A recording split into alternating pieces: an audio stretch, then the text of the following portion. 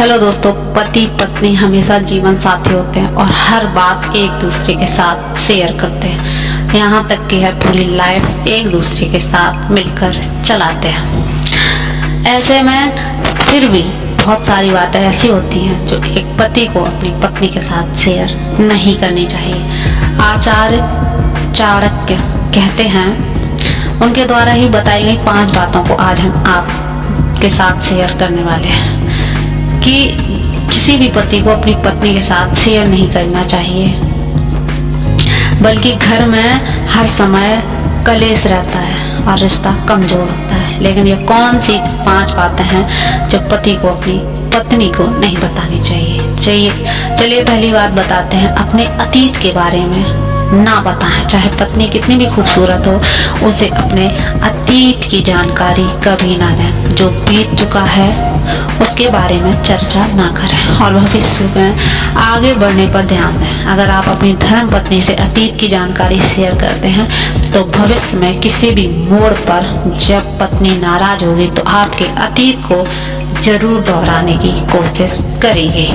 दूसरी बात है, अपनी कमजोरी ना बताएं। आचार्य चाणक्य कहते हैं कि यदि पति के अंदर कोई कमजोरी है या उसकी कोई कमजोरी है, अपनी पत्नी से साझा ना करें। चाणक्य का मानना है कि यदि आपकी पत्नी को आपकी कमजोरी पता चल गई तो वह अपनी बात मनवाने के लिए आपकी कमजोरी पर ही प्रहार करेगी। इसलिए अपनी कमजोरी कभी भी किसी को भी ना बताएं, फिर चाहे वो पत्नी ही क्यों ना हो। और तीसरी बात है, अपनी कमाई ना बताएं। आचार्य चाणक्य के अनुसार अपनी कमाई के विषय में कि हम कितना कमाते हैं, अपनी पत्नी को कभी मत बताएं। अगर उसे आपकी कमाई पता चल गई तो उस पर भी वो अधिकार जताते हुए आपके तमाम खर्चों को रोकने का प्रयास करेगी और अपनी मनमानी चीजें खरीदने के लिए आपको मजबूर करने लगेगी, आपकी फिजूल के खर्चे करवाएगी। और ऐसा अगर आप नहीं करेंगे तो वह आपसे नाराज हो जाएगी, जिसका गलत असर आपके वैवाहिक जीवन में पड़ेगा।